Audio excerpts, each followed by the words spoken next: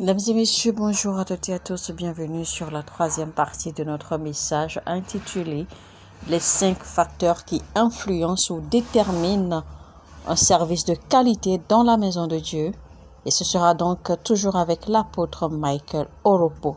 Tout ce que vous donnez à Dieu n'est jamais perdu. Dans tout ce que nous faisons dans la maison de Dieu, il y a des facteurs qui nous qualifient.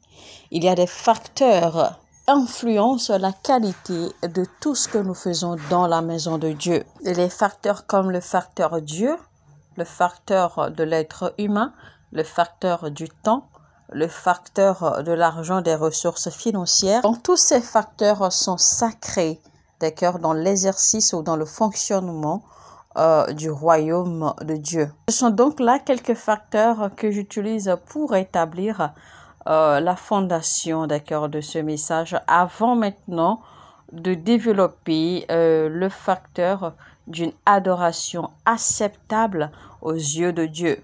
Servir Dieu est quelque chose de très très délicat et de dur aussi.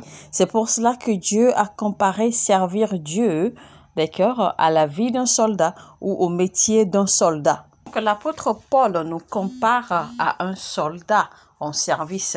Et c'est pour cela qu'il dit dans 2 Timothée 2, 3, 4, « Souffre avec moi comme un bon soldat de Christ. Il n'est pas de soldat qui s'embarrasse des affaires de la vie, s'il veut plaire à celui qui l'a enrôlé, et l'athlète n'est pas couronné s'il n'a pas combattu suivant les règles. Il faut que le laboureur travaille avant de recueillir les fruits. » Voyez-vous, de la même façon qu'un soldat doit s'entraîner durement, et quand un soldat est en service, eh bien, il ne doit pas s'embarrasser des choses inutiles. Il doit être focalisé, focus sur ce pourquoi il a été appelé, et il suit à la lettre les principes, régulations, d'accord, de celui qui l'a envoyé. Donc, c'est ainsi que Paul nous a comparé à un soldat. Car c'est seulement ainsi que vous allez pouvoir jouir des avantages, d'accord, de l'état ou du caractère sacré et des bénédictions qui sont liées au service dans la maison de Dieu. Servir dans la maison de Dieu n'est pas chose facile, c'est chose très très difficile parce qu'il faut respecter. Déjà, il faut comprendre les règles, comprendre les principes et les révélations et pouvoir les respecter afin d'avoir un service de qualité. Mais si vous arrivez à comprendre toutes ces réalités, toutes ces vérités autour du service dans la maison de Dieu, eh bien, avec le temps, vous allez voir que vous finirez par recevoir la grâce, d'accord, de faire ce que vous avez à faire facilement. Et vous allez plus jouir, d'accord, des bénédictions, des avantages qui sont liés à cela. Et cela ne va plus constituer un fardeau ou une obligation difficile ou une obligation que l'on vous impose. Mais cela va devenir comme une partie de vous. Maintenant, parlons du 5e facteur. Le 5e facteur, eh bien, c'est le facteur environnemental. Quand vous êtes au service de Dieu, dans la maison de Dieu, vous devez savoir, vous devez apprendre à maîtriser, d'accord, votre environnement, parce que l'environnement autour de vous pourrait également vous être d'un avantage très précieux. Il est écrit que la terre appartient à l'Éternel et tout ce que la terre contient. Donc, toute personne qui sert dans la maison de Dieu, puisque vous vivez sur la terre, eh bien, déjà vous respectez déjà, d'accord, ce principe de la plénitude de la terre qui appartient à Dieu, et tout ce qui appartient à Dieu, tout ce qui est donc sur la terre, eh bien, doit vous être d'un avantage. C'est-à-dire que vous devez pouvoir jouir aisément de tout ce qui vient de la terre, de tout ce que la terre produit. Donc, quiconque sert Dieu a accès à la plénitude de la terre. Psaume 24, verset 1.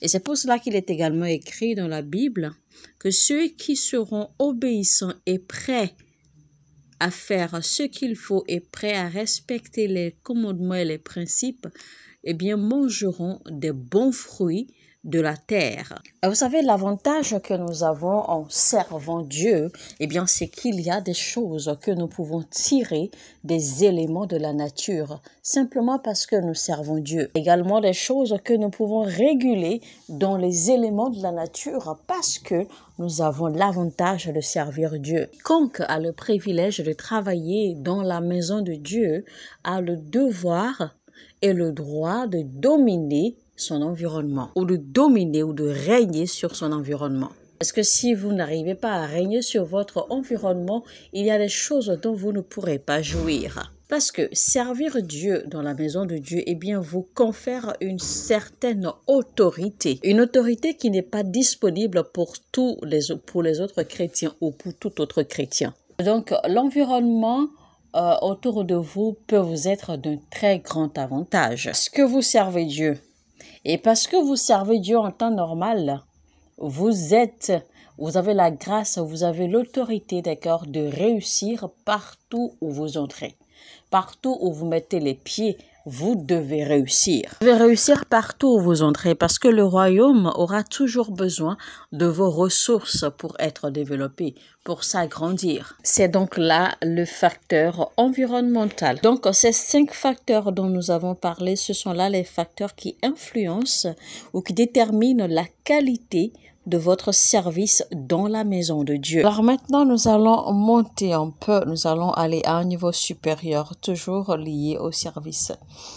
Alors la deuxième chose concernant le service dans la maison de Dieu, eh bien, c'est la valeur. Donc, pour tout travailleur ou tout ouvrier ou tout ministre dans la maison de Dieu, eh bien, il y a des valeurs pionnières qui doivent être leur socle de fonctionnement ou leur socle d'opération.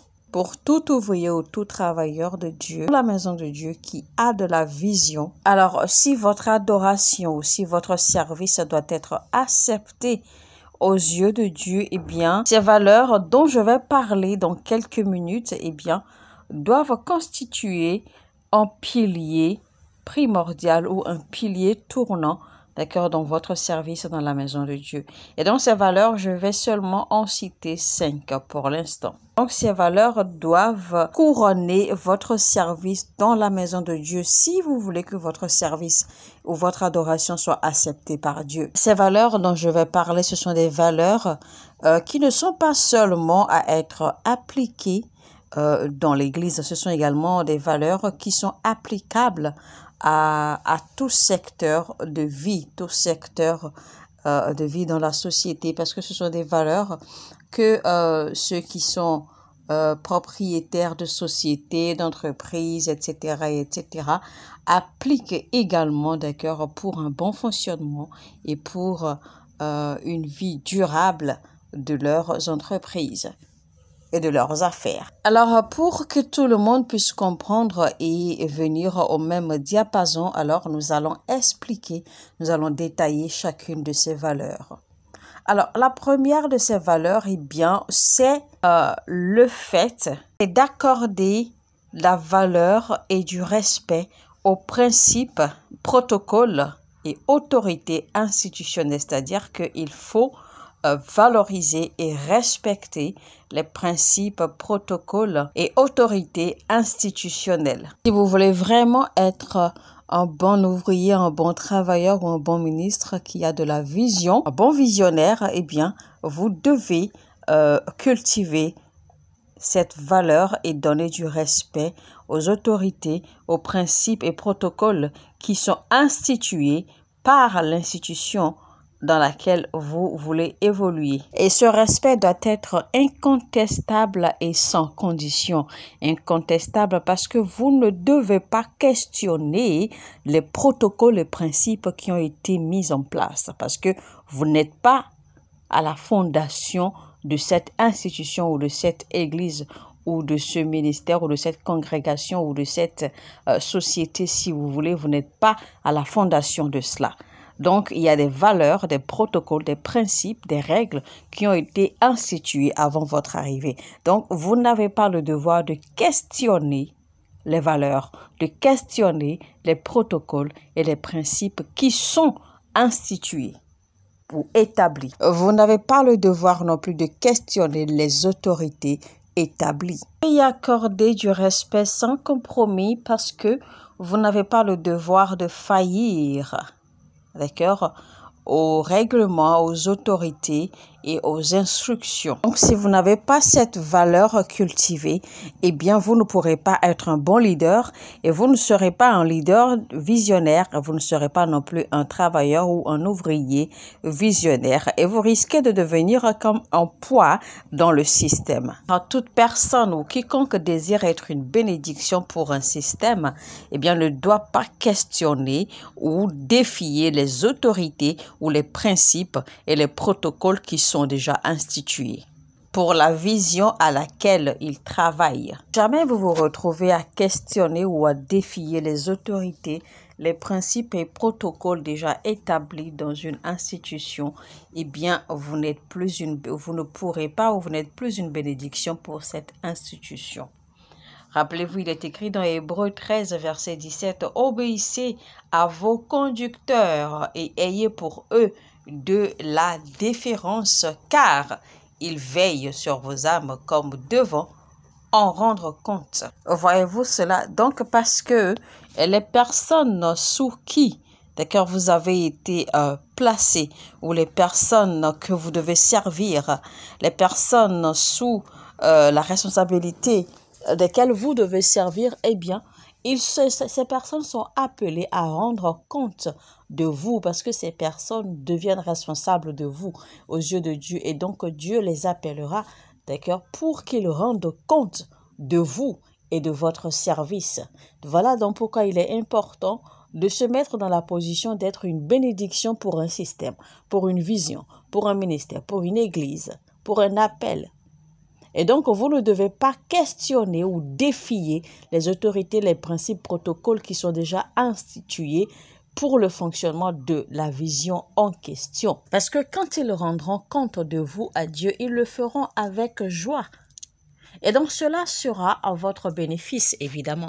Donc, peu importe qui vous êtes, peu importe votre position dans la société, peu importe votre rang dans la société, peu importe votre statut dans la société, cela ne regarde personne. Une fois que vous entrez dans un ministère ou dans une église, une fois que vous décidez de faire partie d'une vision qui est déjà en cours, qui est déjà dans un processus, et que vous n'êtes pas le fondement ou la fondation de la vision, et quand on vous positionne sous quelqu'un, quand on vous donne une couverture ou un leader, eh bien, vous avez le devoir de vous soumettre à cela. Vous n'avez pas le droit de questionner les principes et protocoles qui sont déjà en place avant votre arrivée. Quand on vous dit que voici comment les choses sont faites ici, eh bien, vous avez simplement le devoir de respecter et de vous soumettre, d'accord, aux protocoles déjà installés ou déjà institués. Il y a une façon dont la maison de Dieu fonctionne. Peu importe votre rang social à l'extérieur, une fois que vous entrez dans la maison de Dieu, eh bien, vous vous soumettez aux protocoles et aux principes qui sont déjà institués.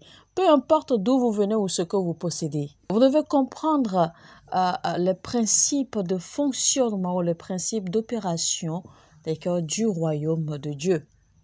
Pour un bon avancement, il y a des principes selon lesquels les choses doivent fonctionner. Et ces principes doivent être respectés par tout le monde, peu importe votre classe, votre statut, votre âge, votre connaissance, votre connexion, peu importe. Que nous ne parlons pas, d'accord, dans l'Église des statures sociétaires, mais nous fonctionnons plutôt selon la gouvernance du royaume. Parce que n'oubliez pas, c'est Dieu qui établit les autorités, c'est Dieu qui établit les leaders. Donc, même si vous êtes quelqu'un d'une classe élevée dans la société, une fois que vous entrez dans l'église, si votre leader dans un département est plus petit que vous, ou que vous pensez que votre leader dans un département n'arrive pas à votre cheville, eh bien, ce n'est pas un problème. Vous n'avez qu'à vous soumettre simplement parce que vous êtes venu dans la maison de Dieu. Vous n'êtes pas dans le monde, vous n'êtes pas dans la société. À l'extérieur, vous avez votre classe, vous avez vos autorités, etc. Mais une fois que vous entrez dans la maison de Dieu, eh bien, soumettez d'accord au leader que on l'a placé sur vous et soumettez-vous aux principes et calmez-vous, faites ce que vous avez à faire simplement. Parce qu'au moment opportun, Dieu verra votre cœur. Dieu voit votre service. Au moment opportun, Dieu vous récompensera de votre service, de votre obéissance et de votre cœur. Dieu n'est pas injuste pour ne pas récompenser votre œuvre d'amour. Même si vous trouvez que le leader que l'on a placé sur vous n'est pas bon, même si vous trouvez qu'il n'est pas juste, qu'il n'est pas gentil, ou qu'il n'est pas comme ceci ou comme cela, ce n'est pas de votre devoir, c'est-à-dire que ce n'est pas à vous de le juger, ce n'est pas à vous de le condamner, ce n'est pas à vous d'en parler. Vous, contentez-vous simplement de faire ce que vous avez à faire. Contentez-vous simplement d'accomplir votre mission, de rendre votre service. Laissez le leader avec Dieu. C'est entre lui et Dieu. Dieu se chargera de lui. Ce n'est pas à vous de chercher, d'accord, à mélanger les choses ou à exposer les choses. Cela n'est pas de votre devoir. Faites ce que vous avez à faire et laissez Dieu faire ce qu'il a à faire avec qui il veut faire ces choses. Vous devez plutôt penser et vous focaliser sur le fait que vous devez constituer une bénédiction, d'accord, un soutien pour que l'œuvre avance. Vous ne devez à aucun moment et vous ne devez en aucun cas vous permettre d'être un frein pour l'avancement de l'œuvre de Dieu. Donc, s'il faut que vous vous soumettiez, que vous acceptiez tout ce qui vient comme bêtise, pourvu que l'œuvre avance, faites-le. Dieu voit votre cœur. Dieu voit votre service. C'est Dieu qui vous récompensera en fin de compte. Et quiconque fait quelque chose, Dieu voit également. Et c'est Dieu qui se chargera également de récompenser chacun. C'est donc là la première valeur à cultiver et à appliquer. Deuxième valeur, d'accord, qu'il faut cultiver, eh bien, c'est un engagement à une autodiscipline. Alors, mesdames et messieurs, nous allons continuer, d'accord, à partir de la deuxième valeur dans la quatrième partie de notre message. Désolée, mais je l'avais annoncé, cet enseignement sera en série afin que les gens ne passent pas beaucoup de temps là-dessus, afin que les gens puissent facilement assimiler, d'accord, ce qu'ils apprennent. Alors, sur ce, mesdames et messieurs, je vais vous retrouver très rapidement dans la quatrième partie. C'était donc les 5 facteurs qui déterminent ou qui influencent un service de qualité dans la maison de Dieu. C'était donc avec l'apôtre Michael Oropo. Je vous retrouve très rapidement. Likez. N'oubliez pas, cliquez sur le bouton j'aime et partagez au maximum, autant que vous pouvez. Abonnez-vous si vous n'êtes pas encore abonné. Activez la cloche de notification afin de ne rater aucun message. Que Dieu vous bénisse abondamment. Shalom chez vous. Mon heure a sonné et votre heure a sonné.